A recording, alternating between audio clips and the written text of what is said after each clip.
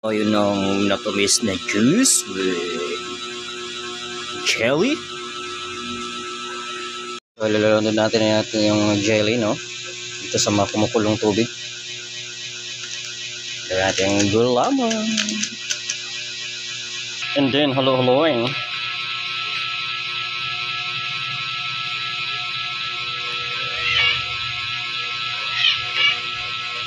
Well, palamigin lang natin to dito sa hulmahan.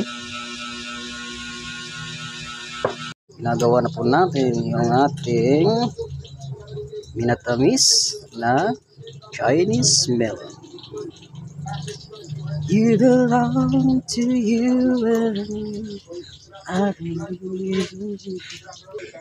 Ito po, mixing ang ating Chinese melon juice.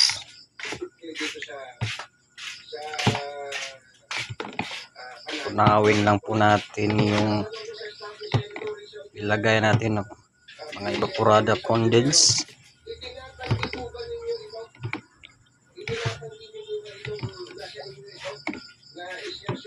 Okay, tingnan natin.